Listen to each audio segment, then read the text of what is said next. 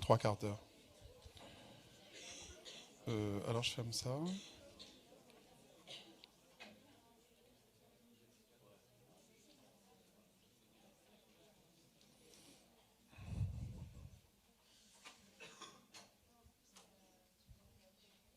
C'est bizarre qu'il y ait la barre. Ah ouais, c'est bon. La pharmacologie du monoxyde d'azote. Le monoxyde d'azote est une espèce radicalaire. Il y a un électron qui est tout seul. Il cherche à s'accoupler. Ça va être avec l'oxygène de l'air. Il faut l'oxyder. C'est son but. Alors, quand on parle d'oxyde d'azote, NO, NO2, NO3, etc., c'est avant tout les gaz d'échappement. C'est toxique. Vous mettez derrière un pot d'échappement, vous étouffez très vite. Vous mettez une cage avec des petits oiseaux au milieu d'une place, ils meurent. Ça intervient aussi dans la formation des pluies acides. Donc c'est des produits toxiques. C'est ça les oxydes d'azote. Sauf si vous avez bien sûr une voiture électrique. Il n'y a pas de pot d'échappement. En Chine, il y en a beaucoup. Je suis allé dans une petite ville qui s'appelle Suzhou, à côté de Shanghai. Et ça m'a frappé, mais j'ai retenu que ça pratiquement. Il y avait des mobylettes partout, pas de bruit de moteur, mais ils klaxonnaient sans arrêt. Ils allaient dans tous les sens, mais pas de bruit de moteur. Et on découvre aujourd'hui les véhicules électriques ici. On a l'impression d'inventer la poudre. La poudre, la trinitrine, trinitroglycérine, donneur de NO, justement, c'est dans le cours, ça tombe bien. On était loin d'imaginer que le monoxyde d'azote était un composé biologique qui allait agir pour nous dilater les artères, notamment. On n'aurait jamais cru ça. Et on ne savait pas du tout qu'on allait tomber sur un gaz comme transmetteur. C'est un gaz, donc, monoxyde d'azote. Les gaz, on en connaît qui dérivent de l'azote. Hein. Le gaz hilarant, notamment. On commence par vous désinhiber, c'est comme l'alcool. Hein. Vous commencez par être désinhibé, vous êtes à l'aise, vous rigolez, puis après vous dormez. Ça, c'est... Bon, je ne vais pas raconter ma vie, mais il ne faut pas trop boire, on va dire. Il faut boire un peu, mais pas trop, sinon après c'est lamentable. Vous endormez bêtement. Bon, c'est bien, apparemment vous m'avez compris. Mais une fois, une fois. Donc le gaz hilarant, le N2O, le protoxyde d'azote, c'est d'abord des dentistes qui l'ont mis au point. Il y a eu des démonstrations publiques de l'effet du proto.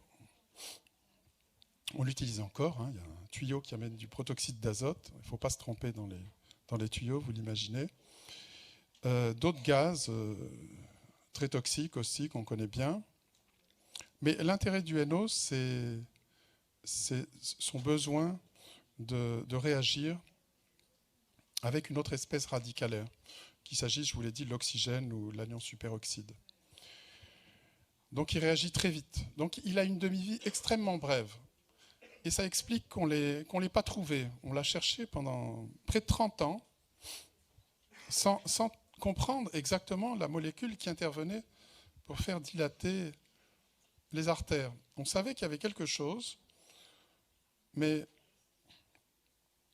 qui était probablement dérivé de l'endothélium, je vous le dis déjà, mais on ne savait pas, on n'arrivait pas à le doser, par exemple, on n'arrivait pas à l'analyser. On ne savait vraiment pas ce qu'il y avait dans le milieu qui faisait dilater. Pourquoi ? Parce que c'est un gaz, c'est volatile, et que sa demi-vie est extrêmement brève. En 2-3 secondes, il n'y en a plus. Alors ça diffuse un peu, certes, mais ça disparaît très vite. Ça réagit. Bon, ce n'est pas exactement la même réaction dans l'air ou en milieu biologique, en milieu aqueux.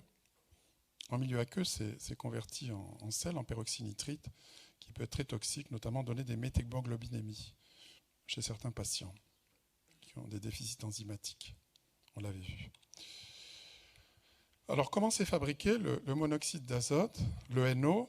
Je voulais entourer en bas le produit de la réaction. Il est ici, le NO, monoxyde d'azote. Dr No, James Bond contre Dr No. La NO-synthase, c'est l'enzyme qui permet de fabriquer le monoxyde d'azote, le NO. On l'appelle la NOS. C'est mieux que ce soit féminin, sinon on dirait un os. La NOS. Fabriquée à partir de la L-arginine qui est ici. Si vous regardez bien la molécule d'arginine, qui est extrêmement basique, comme vous pouvez le voir, vous allez arriver à remplacer NH par O. Et le N, vous le retrouvez là avec l'oxygène. Autant vous dire qu'il faut de l'oxygène, puisqu'il y a une molécule ici et une autre dans le NO.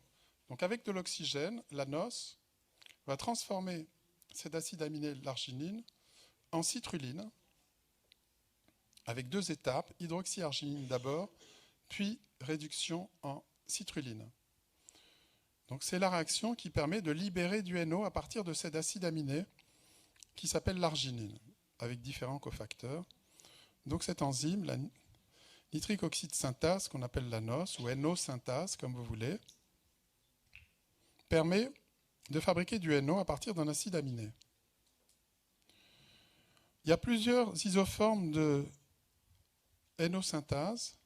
Il y en a dans les neurones, de découvertes très récentes, ce qui veut dire que les nerfs lâchent des petites bulles de gaz de NO, de monoxyde d'azote. Il y a des transmissions qu'on appelle nitroxydergiques, des nerfs qui, dans le cerveau, vous faites des petites bulles de... Enfin, bulles, ce n'est pas des bulles. C'est pas à ce point-là, quand même. Un peu de NO est libéré et agit comme transmetteur. Alors, il diffuse, donc il ne va pas... en quelques secondes, il peut aller agir ailleurs, bien sûr, mais ça n'agit pas trop longtemps. On trouve aussi cette enzyme qui fabrique du NO dans des cellules épithéliales. Et puis, il y a aussi la fameuse INOS, le type 2, qui est inductible, qui est une enzyme qui est fabriquée en présence de cytokines, notamment par les macrophages, qui jouera un rôle dans l'inflammation. Et puis, il y a l'enzyme d'origine endothéliale, le 3e type, si je peux dire, de nitrique oxyde synthase, qui est en fait celle qui est la plus connue, puisque c'est au niveau vasculaire qu'on a trouvé pour la première fois la fabrication de NO dans les années 1987. Et ça a été, quand le papier de Nature est sorti, ça fait un bruit terrible. Moi, j'étais justement en Australie en postdoc. Tout le monde, il y avait des gens qui travaillaient à la recherche de cette molécule. Ça fait énormément de bruit dans le laboratoire. Personne n'en revenait que quelqu'un ait enfin trouvé ce qu'était cette molécule qui permettait au vaisseau d'être dilaté. Alors, je vais expliquer comment ça marche dans un instant, mais je suis obligé de vous dire aussi les différentes étapes qui vont permettre à la NOS d'agir. Cette nitrique oxyde synthase doit d'abord être activée. Alors pour être activée, il y a des modifications intracellulaires, type variation de calcium, qui vont activer l'enzyme, la NOS. À partir de là, quand la NOS est activée, vous vous souvenez de l'étape que je vous ai montrée tout à l'heure, à partir de l'arginine, vous allez libérer du NO. Et le produit, donc un peu de NO est fabriqué et la citruline est libérée. Que fait ce NO de cette cellule, ici dessinée comme étant une cellule endothéliale? Il sort de la cellule. Le gaz part. Voilà. Et il diffuse pour aller agir sur une autre cellule qui se trouve à côté, qui est la fibre musculaire lisse. Et là, le NO va se lier à la guanylate cyclase, ce qui va permettre, à partir du GTP, de former du GMP cyclique. Donc, on passe d'une cellule à l'autre grâce au NO. Mais il s'agit là d'une cellule endothéliale et là d'une cellule musculaire lisse. Donc l'information passe de l'une à l'autre par cette bulle de gaz qui va aller activer la guanylate cyclase et permettre la formation du GMP cyclique. Là, vous voyez apparaître un nom intéressant qui est le Viagra. Ça, pour l'instant, vous ne voyez pas encore le rapport, mais vous allez comprendre dans un instant. Et donc, le GMP cyclique va agir par le biais de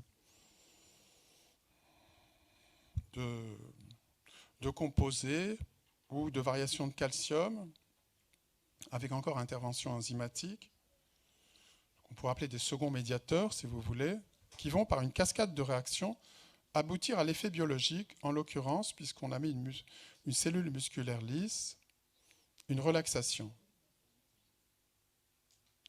Ce GMP cyclique a une durée d'action qui n'est pas très longue, parce qu'il est dégradé par une phosphodiesterase.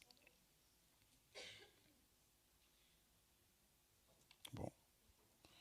Donc je vous ai dit, la guanylate cyclase est activée par le NO.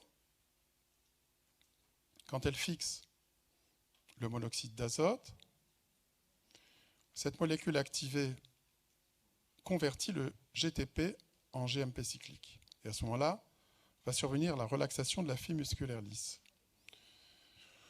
Autre information biochimique, l'arginine, une fois libérée,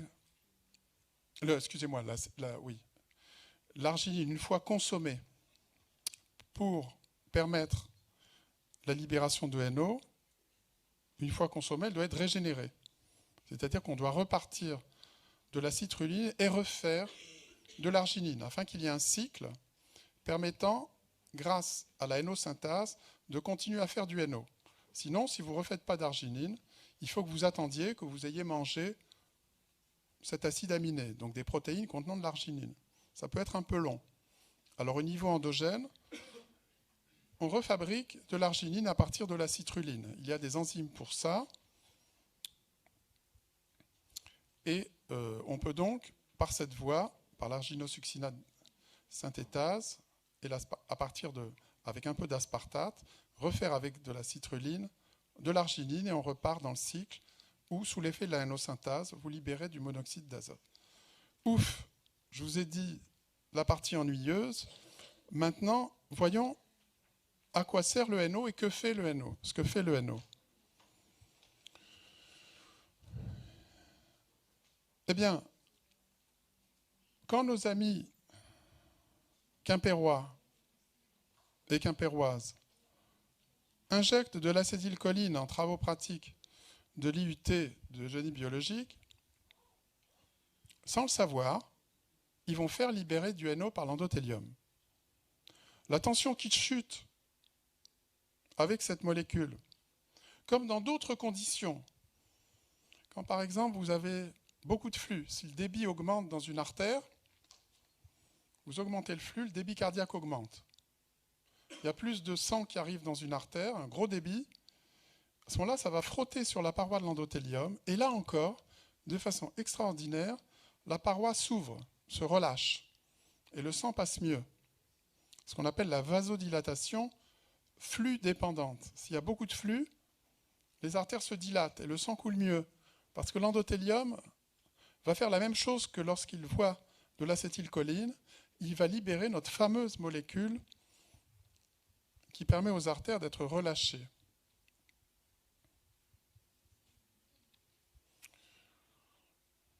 Quand vous mettez de la métacholine, vous dilatez les artères, la tension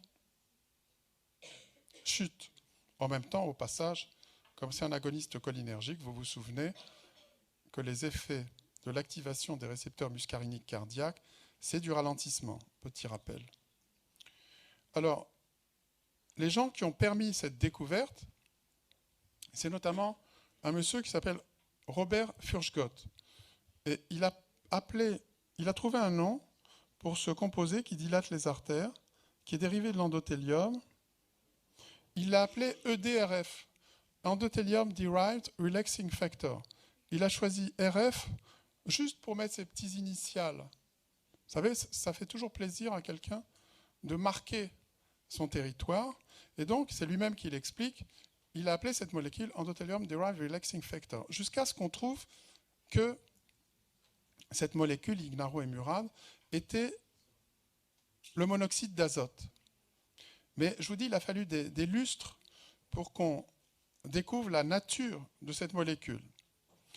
Alors, il a travaillé de la façon suivante, Robert Furchgott. Dans son laboratoire, il étudiait la vasoconstriction, les relations dose-effet, en utilisant des lambeaux d'artères, en l'occurrence pas circulaires, mais découpés en hélices.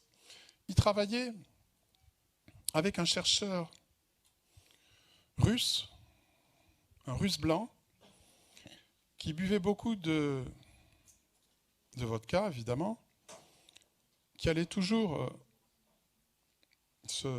s'hydrater le gosier entre ses manips et qui était assez violent avec les artères. Il les laissait traîner souvent avant de faire ses contractions. Donc en fait, il les esquintait. Et ces lambeaux d'artères étaient assez pourraves, sans endothélium, ce qui fait qu'on observait des effets qu'on n'observe plus aujourd'hui, et dont je ne vous ai même pas parlé, qui sont des effets de vasoconstriction avec l'acétylcholine. Parce qu'en fait, il y avait une action directe de l'acétylcholine sur les fibres lisses. Bon, peu importe la nature des récepteurs, et de toute façon, il n'y a pas d'innervation cholinergique, donc à la limite, oubliez cet effet. Mais il se trouve qu'un jeune assistant a été recruté, David de son prénom, et lui, il a voulu être propre, il a voulu bien faire. Et souvent, quand on veut bien faire, on n'a pas les mêmes résultats que son prédécesseur. Il y en a un qui a raison, l'autre qui a tort, ou à la limite les deux qui ont raison ou les deux qui ont tort, mais dans le cas présent, Furchgott s'est demandé pourquoi, quand c'était David qui préparait les artères se dilataient avec l'acétylcholine. Quand je dis que ça se dilate, ça veut dire qu'on les tend, et quand on met de l'acétylcholine, il y a moins de tension exercée par la paroi. Eh bien, il s'est dit, finalement, j'en ai un qui m'anime mal et qui est un peu violent, et l'autre qui est très précautionneux. Peut-être que, mais il n'a pas trouvé ça tout de suite, il a pris du temps, peut-être que c'est la manière de préparer l'artère qui diffère, et pourquoi ça ne serait pas l'endothélium qui jouerait dans cette chose-là. Alors ce qu'il a fait, c'est qu'il a refait les manips du fameux David, où il voyait les artères qui se dilataient, mais en ayant cette fois-ci volontairement pratiqué une abrasion endothéliale avec un ballonnet, en tirant l'endothélium, en l'enlevant. Et là, il a effectivement observé un effet complètement différent. Donc c'est ce qui est montré là. L'explication, c'est que l'endothélium, lorsqu'il est présent et qu'il est stimulé par certains composés, dont l'acétylcholine, mais aussi le flux, le simple effet mécanique du sang qui coule et qui crée un mouvement sur l'endothélium, libère ce monoxyde d'azote. Et ce monoxyde d'azote diffuse vers la média pour agir. Là, à propos, c'est l'adventice dans lequel se trouve l'innervation sympathique. Pas d'innervation vagale, mais il n'empêche que quand on active cette couche monocellulaire, on fait sortir du NO qui peut aller agir sur ces fibres lisses. Donc il y a un récepteur sensible à l'acétylcholine sur l'endothélium. C'est de l'acétylcholine exogène, puisque sinon elle ne circule pas, l'acétylcholine. Mais on a le droit d'en mettre en pharmacologie. Le NO diffuse. Alors il diffuse au passage vers la lumière ou vers l'intérieur. Quand il diffuse vers la lumière, cet NO qui est fabriqué, ce monoxyde d'azote, il a des effets sur la coagulation et sur beaucoup d'autres choses, alors que quand il diffuse vers les fibres musculaires lisses, il les fait se relâcher puisqu'il y a activation de la guanylate cyclase et finalement formation de GMP cyclique qui relâche les fibres lisses. Ça les relâche parce que l'effet ultime du GMP cyclique dans la fibre lisse, ça va être de diminuer le calcium libre, le calcium cytosolique. Et c'est le calcium qui génère la contraction musculaire, le rapprochement des fibres d'actine et de myosine. Si vous diminuez le calcium, la fibre lisse se relâche. Donc ça marche comme cela. Alors, ça joue un rôle évidemment dans le tonus vasculaire. On a montré qu'il y avait des phénomènes semblables dans la neurotransmission.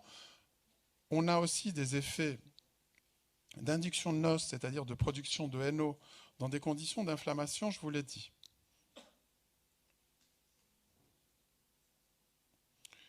Donc cette relaxation dépendante de l'endothélium est induite par l'acétylcholine, mais par plein d'autres, ici représentés ici, acétylcholine, avec formation de NO, mais ça peut être d'autres composés qui génèrent cette formation de NO.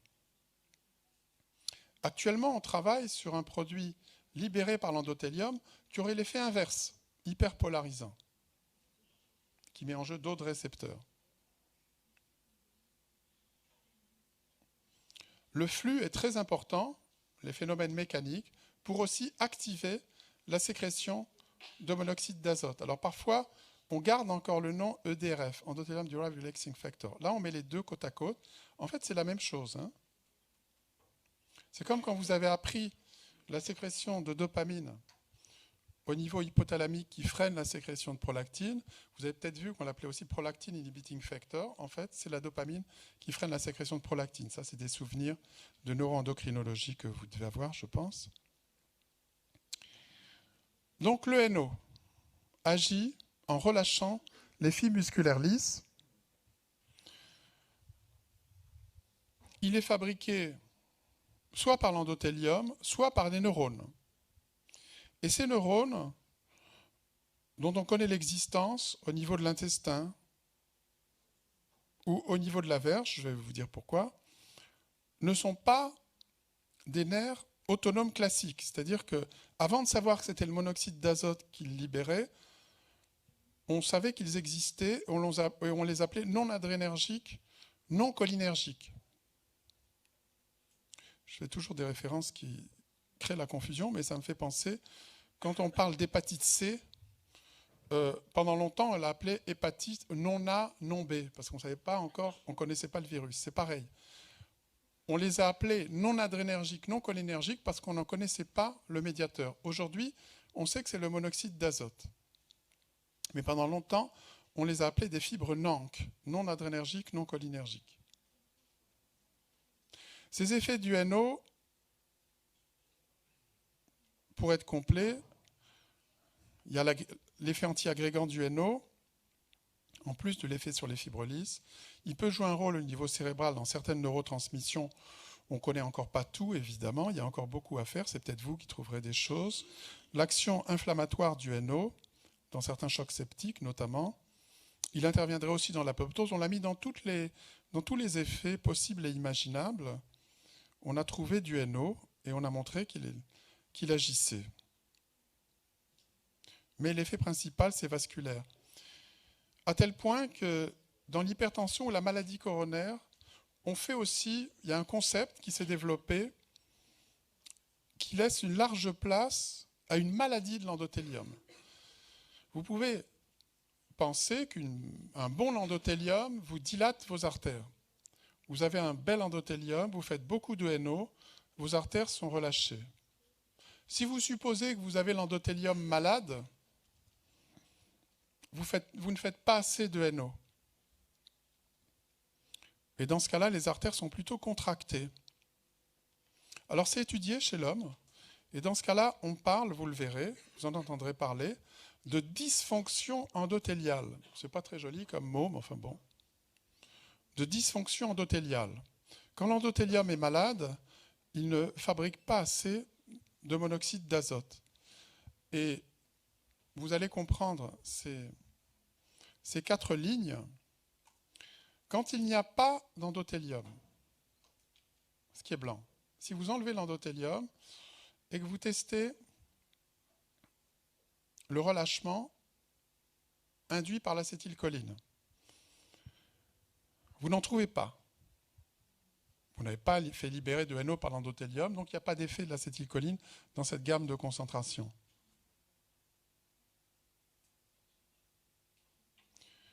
Prenez des artères d'un animal normal et en bonne santé, un rat en l'occurrence, un rat japonais de la souche de Kyoto, Wistar Kyoto, le rat normal, normotendu, vous lui mettez des concentrations croissantes là c'est le cologarine de la concentration d'acétylcholine, des concentrations croissantes d'acétylcholine, eh bien, les artères se relâchent de façon concentration dépendante, bien relâchées. Vous prenez les mêmes artères d'un animal hypertendu, spontanément hypertendu, un rat spontanément hypertendu, eh bien, avec l'endothélium, la dilatation est moindre. Eh bien, ça se fait aussi chez l'homme. On étudie chez l'homme la dilatation dépendante du flux ou dépendante d'agonistes induisant des libérations de NO, de l'endothélium. Et on constate que dans l'hypertension artérielle ou certaines maladies coronaires, les réponses sont faibles, ce qui veut dire qu'il y a bien une maladie de l'endothélium. Et si à ce moment-là, vous trouvez des molécules qui restaurent la fonction endothéliale, ça fait un bon argument pour vendre ces produits.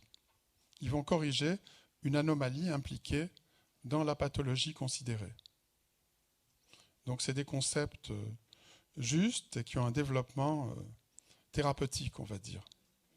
Même s'il y a une part un peu commerciale dans la façon de présenter les choses. Donc on parle de dysfonction endothéliale en expliquant que l'équilibre entre les molécules qui contractent et les molécules qui dilatent est perturbé. Celles qui contractent, vous avez l'angiotensine, vous avez le thromboxane 2, l'anion superoxyde, l'endothéline, etc. Et celles qui dilatent, de l'autre côté de la balance, vous avez le monoxyde d'azote, la prostacycline, ce composé dont on ne connaît pas encore la nature, hyperpolarisante. Donc on vous dit que la balance est déplacée du mauvais côté et que les artères sont plutôt contractées parce qu'on manque finalement de monoxyde d'azote. Alors, le gaz existe sous forme de bouteilles ou de bonbonnes. J'ai préféré écrire bonbonnes pour vous rappeler cette orthographe tout à fait exceptionnelle du mot bonbonne. Il faut se faire plaisir. Ça s'utilise. Vous verrez des bonbonnes de NO. C'est récent.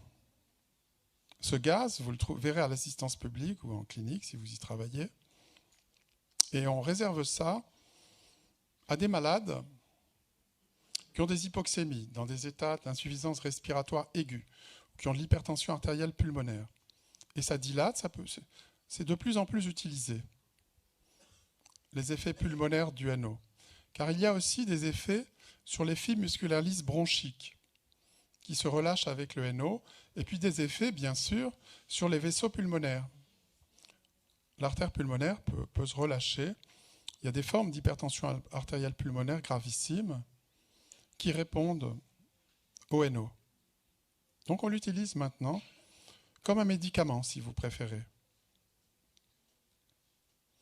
Il y a des donneurs de NO aussi, des molécules qui dilatent en faisant fabriquer du NO par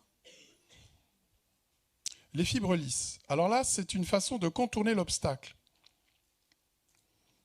Donner du NO, faire fabriquer du NO par l'endothélium, ça veut dire qu'il faut de l'endothélium. C'est sûr. Mais on peut très bien contourner la voie de la nitrique oxyde synthase, de la NOS, avec la trinitrine, la trinitroglycérine, l'explosif. Et attention, ça existe sous forme de comprimé, sous forme liquide, sous forme de gaz, bien sûr, mais pas sous forme de suppositoire. Ne prescrivez pas, ne vous trompez pas dans vos ordonnances. S'il y a un enfant constipé, donnez-lui des suppositoires à la glycérine et non pas à la nitroglycérine, comme certains médecins peuvent l'écrire parfois sur des ordonnances.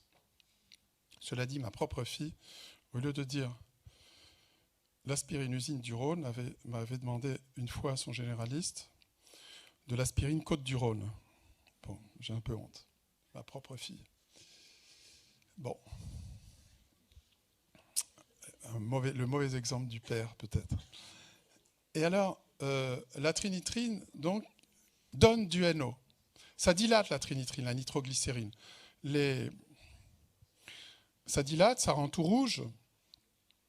Dans les usines de poudre, ça donnait mal à la tête aux ouvriers qui fabriquaient de l'explosif. Bon, c'est explosif, évidemment, mais il n'y a pas de danger avec les petites quantités qu'on utilise en médecine. En tout cas, ils devenaient tellement rouges, ils avaient tellement mal à la tête qu'on s'est dit, si ça dilate et s'ils sont tout rouges, donnons le produit, donnons l'explosif aux gens qui ont des maladies coronaires. Et effectivement, ça traite la crise d'angine de poitrine, d'angor. Alors, ça marche surtout en dilatant les veines et en diminuant le retour veineux, donc le travail cardiaque. Mais en tout cas, ça soulage la crise d'angine de poitrine.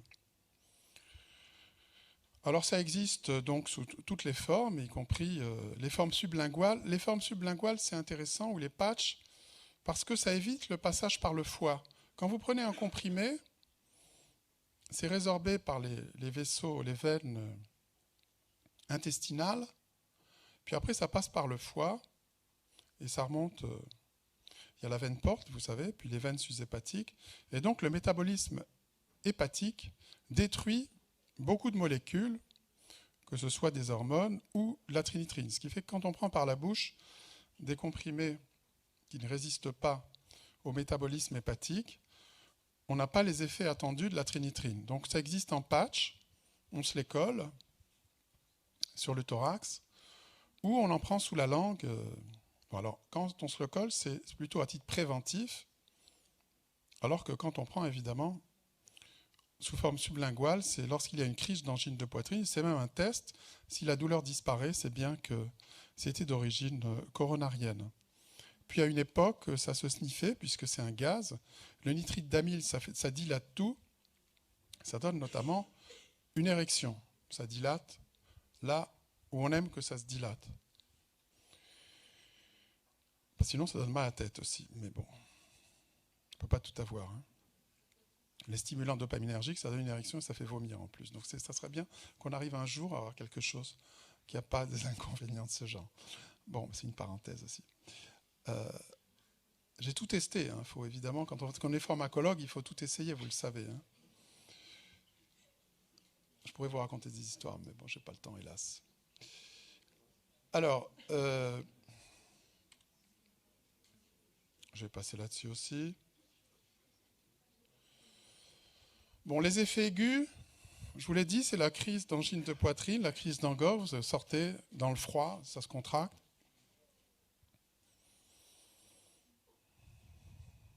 Stimulation nasopharyngée par le froid. Si vous avez pensé à mettre un cache-nez, vous n'aurez pas ça. Mais en traitement chronique, il y a aussi un phénomène de tolérance aux dérivés nitrés. C'est-à-dire que l'effet diminue avec le temps. Il faut le savoir aussi.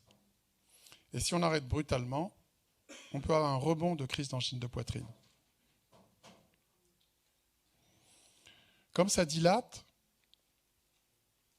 on déconseille l'association aux médicaments type inhibiteur de phosphodiesterase. Je vais vous dire pourquoi, type Viagra. Parce que là, pour le coup, sinon, c'est le collapsus, la chute de tension.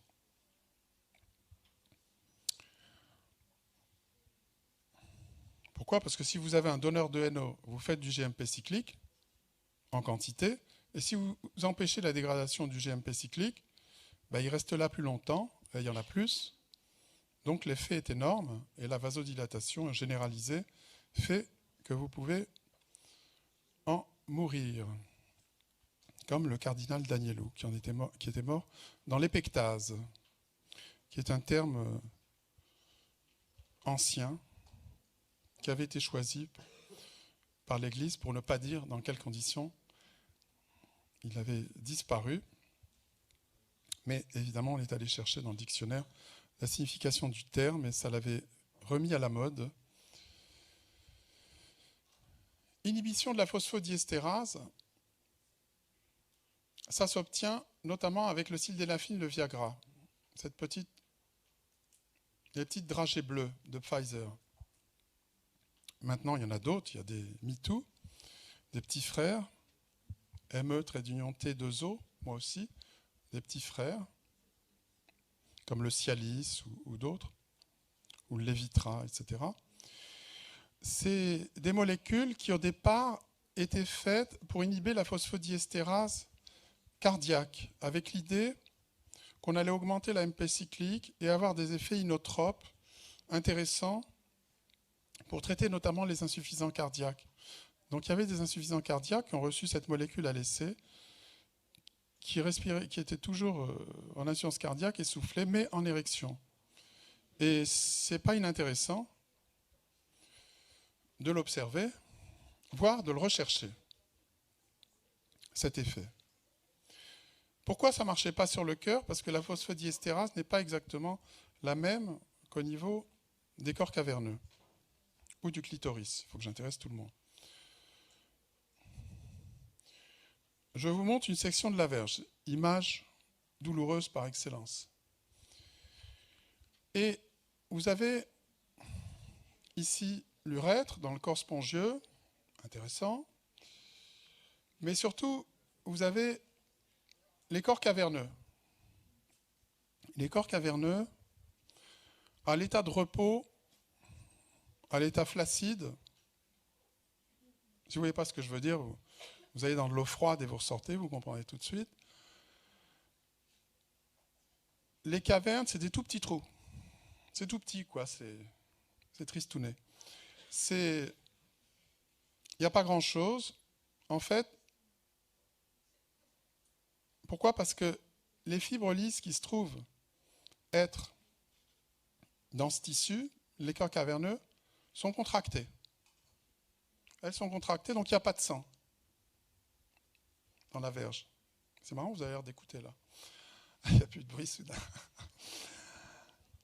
C'est tout petit, à la fois en longueur et en largeur. Je précise parce que c'est une spécialité de mesurer ces deux variables, ces deux axes. Il y a même un appareil pour ça. Alors c'est très sommaire et très rudimentaire. C'est deux petits anneaux. S'il y a une tension de l'anneau, c'est que le diamètre augmente. Et si les anneaux s'éloignent l'un de l'autre, c'est que la longueur augmente. Vous voyez, ça marche comme ça. Le Rigiscan, ça s'appelle. Ça permet de suivre l'évolution des érections, notamment pendant le sommeil. On ne regarde pas comment on est. Au réveil, on le constate. Si on se réveille lors d'un rêve qui génère de l'érection, ce qui permet de voir au passage, s'il y a érection, que la mécanique est bonne, que c'est plutôt psychologique.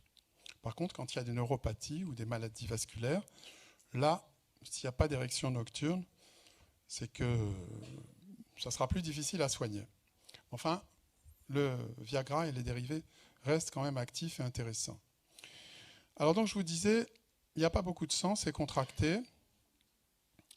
Au passage, ces petites cavités vasculaires sont tapissées d'endothélium. Et puis, ce tissu musculaire lisse reçoit une riche innervation, non adrénergique, non cholinergique. Vous me voyez venir. Les vaisseaux apportent du sang dans ces territoires caverneux. Et la particularité de ces corps caverneux, de la verge, c'est qu'il y a sous la peau une membrane semi-rigide qui s'appelle l'albuginée, qui se laisse distendre, mais pas trop. Et ce qui se passe, c'est que pour passer de cet état, on va dire tristounet, à cet état joyeux, il y a l'artère qui va se dilater et apporter plus de sang. Le tissu fait de fibres musculaires lisses qui va se relâcher. Et donc le sang va affluer et les petites cavités vont devenir des grosses cavernes. Il y a plein de sang, mais ça ne donne pas de l'hypotension. Une étudiante m'a posé la question. Ça fait quand même pas. Il n'y a pas tant de sang que ça. Vous n'allez pas faire un collapsus, à moins que vous soyez monstrueux, ce qui peut arriver. Parce que si vous allez, par exemple, au musée Dupuytren, géoconnaissance de l'orientation, qui est là ou là, vous verrez quelque chose qui a pu, en érection, donner des chutes de pression artérielle, une sorte d'hémorragie interne. Mais normalement, quand on est bien constitué, on ne fait pas de chute tensionnelle pour ça. Alors en attendant, vous avez donc du sang qui afflue, qui reste là. Mais pourquoi reste-t-il là? C'est ça la question. Comment se fait-il qu'il reste? Eh bien justement, Parce que cette dilatation avec l'albuginée qui se trouve autour fait que les veines qui assurent le retour veineux, donc de la verge, ces veines se trouvent comprimées par cette membrane, parce qu'elles se trouvent à l'extérieur. Vous n'avez qu'à regarder, ça se voit, il y a des jolies veines. Eh bien, en érection, l'albuginée comprime ces veines, et donc le sang arrive, ne peut plus sortir, il est prisonnier. Prisonnier jusqu'à ce qu'il y ait une vilaine hypertonie sympathique qui réduise l'apport de sang et qui stoppe l'érection. Mais en attendant, si vous êtes bien détendu, dans une condition vagale, allongée, au repos, pas trop d'activité sympathique, pas stressé, et vous allez libérer du NO dans cette zone caverneuse, vous allez générer l'ouverture de ces espaces sinusoïdes, et l'apport de sang va générer de l'érection grâce aussi à l'absence, au frein, au retour du sang lié à la compression par l'albuginée des veines. Alors ça marche de la façon suivante. Vous avez des fibres non adrénergiques, non cholinergiques qui se trouvent être activées sous l'effet de différentes stimulations que je ne détaillerai pas, visuelles, olfactives, mécaniques. Vous pouvez tout imaginer. Voire pharmacologiques, si vous prenez un stimulant dopaminergique, ça existe, de l'apomorphine, l'uprima, en voie sublinguale, parce que si ce n'est pas sublingual, ça fait vomir. Donc c'est un peu gênant. J'avais testé à une époque le CU 32085, qu'on a appelé par la suite le Q, et ça m'avait donné un gros... Vous voulez que je vous raconte l'histoire ou pas? Je suis obligé? Ah, bon, d'accord. Alors, à l'époque, j'allais pour les étudiants à Bruxelles, pour vous, hein, dans le cadre des échanges Erasmus. Et en revenant, l'avion avait plus de 2 heures de retard, et il y avait une créature absolument phénoménale qui passait et repassait devant mes yeux. Et je n'étais pas marié, je précise, évidemment, bon, etc. Bon. Et donc... à un moment, il m'a fallu 2 heures pour me décider, mais je suis quand même allé lui parler. Et elle s'appelait Patrizia. Elle était italienne, bon, et elle ne parlait pas français, moi pas italien, on a toujours parlé anglais. Elle était absolument sublime. Et j'ai raccompagné en son hôtel à Paris, parce qu'elle était de passage à Paris, puisqu'elle retournait à Rome. Elle travaillait pour IBM. Et le lendemain matin, je me suis dit quand même, c'est pas possible. Je l'ai simplement raccompagné à son hôtel. Elle part demain soir, dimanche, il faut quand même faire quelque chose. Donc j'ai téléphoné à l'hôtel, j'ai demandé à parler à la personne italienne qui s'appelait Patrizia. Et donc on me l'a effectivement passé. L'après-midi, premier après-midi, je l'ai amené ramer sur l'Oise, à Auvers-sur-Oise. On a fait un petit tour, très romantique, hein, bien sûr. Le soir, on s'est fait la bise, on s'est échangé de téléphone, et puis après, on s'est téléphoné tous les soirs, plutôt après 9h30, parce que c'est moins cher. Et donc, au bout de plusieurs mois, elle m'a invité à venir la visiter à Rome. Je dis avec plaisir.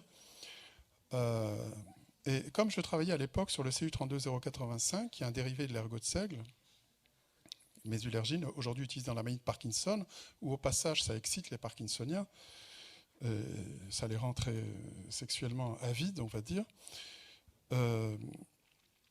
Moi, j'avais utilisé pour les effets dopaminergiques avant le Viagra, parce que c'était aussi stimulant sexuel. J'avais lu des papiers sur la lordose, etc. Bon, bref, stimulant sexuel. Donc, j'en donnais à tous mes malades hypertendus qui avaient des petits problèmes, parce que beaucoup en ont avec les médicaments que je leur donne, il faut dire.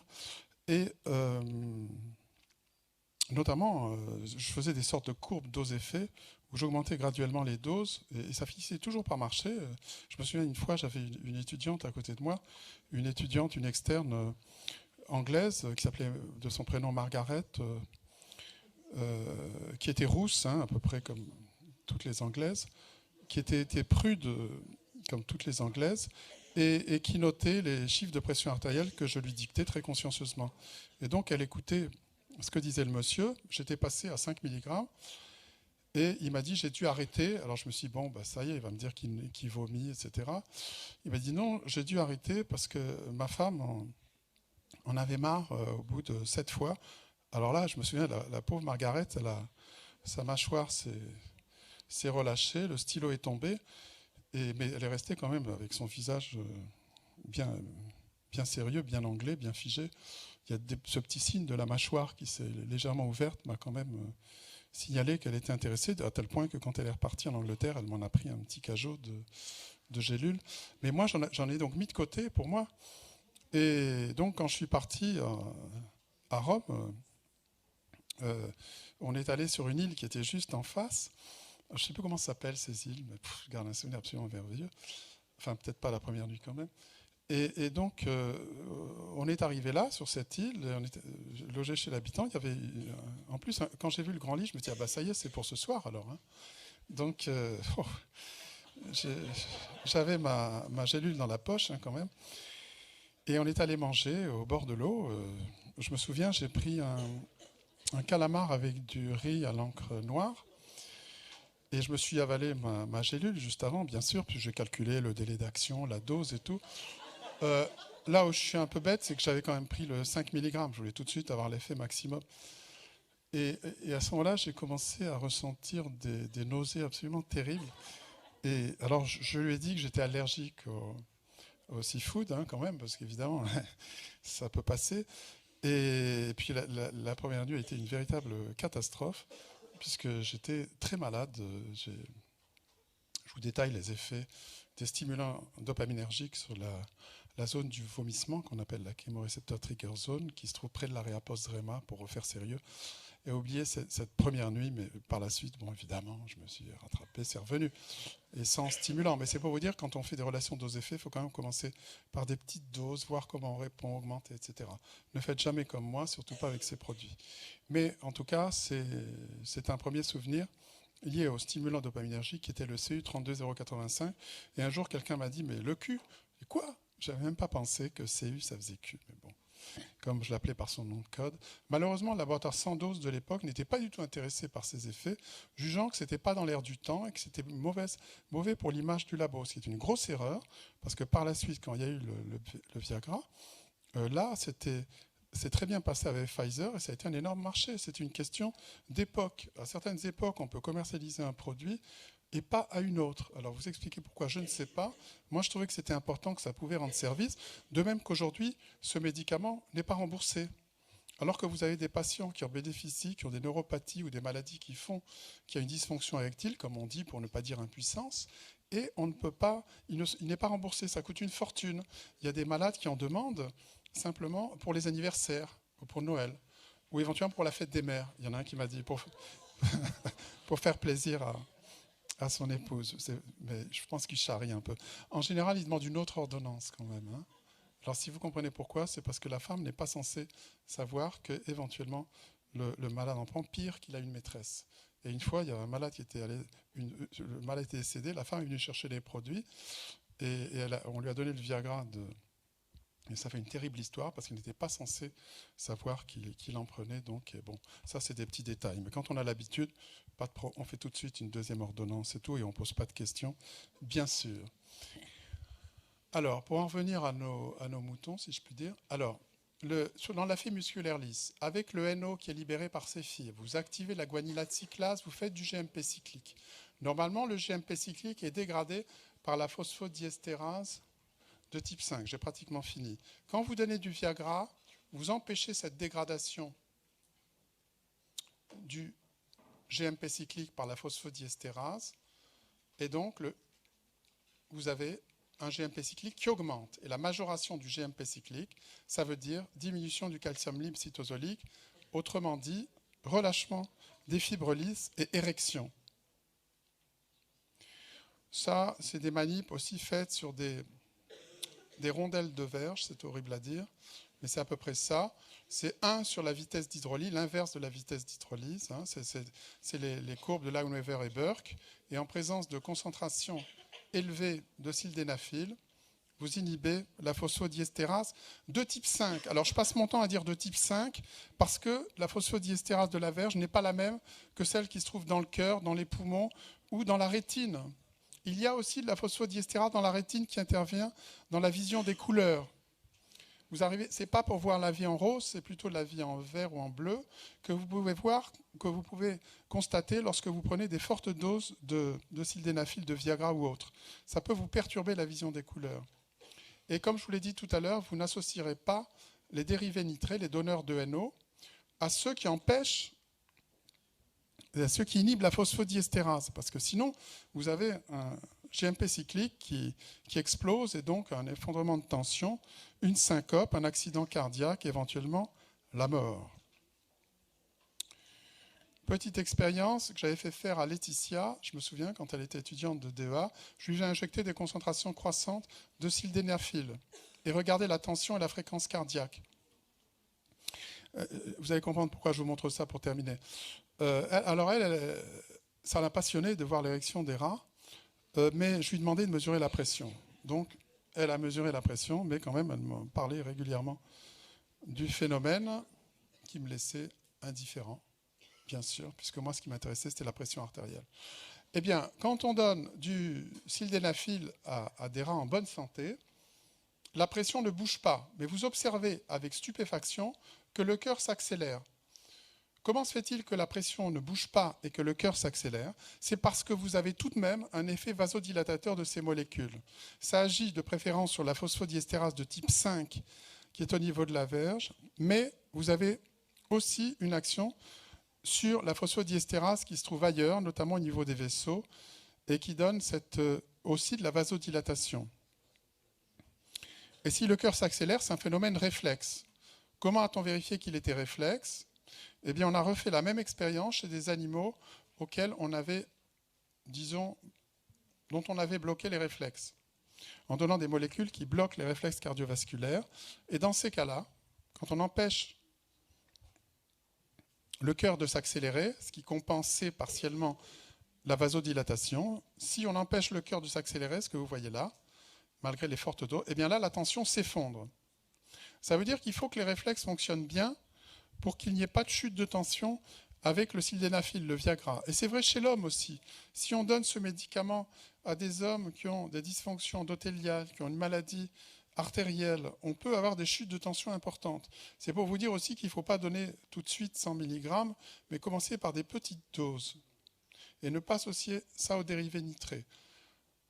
Un mot des inhibiteurs de NO-synthase. Il existe des médicaments qui bloquent la NO-synthase. Donc ça veut dire qu'on ne fabrique pas de vasodilatation avec le NO, on n'en fait pas. Quand on donne ces produits, la tension monte. Il y a aussi des souris qui ont l'enzyme endothéliale, la nitroxysynthase, invalidée. Ce qu'on dit knockout pour faire bien, invalidé c'est français. Ces souris invalidées pour le gène de l'AINOS ne font pas de monoxyde d'azote au niveau endothélial, et donc leurs vaisseaux sont contractés également. Mais comme c'est valable à d'autres endroits aussi, il y a des modifications du temps de saignement et d'autres fonctions. Voilà, je vous remercie. Il y a des petites histoires après il y a quelques diapos accessoires. Alors, il n'y a plus de cours de pharmaco, j'allais dire j'en suis désolé, vous aussi j'en suis sûr. Mais il y a un examen le 30 mars. Donc je vous redis une dernière fois, il y aura 8 points sur les ED et 12 pour les cours. Vous n'avez que 6 cours, vous avez que 3 ED.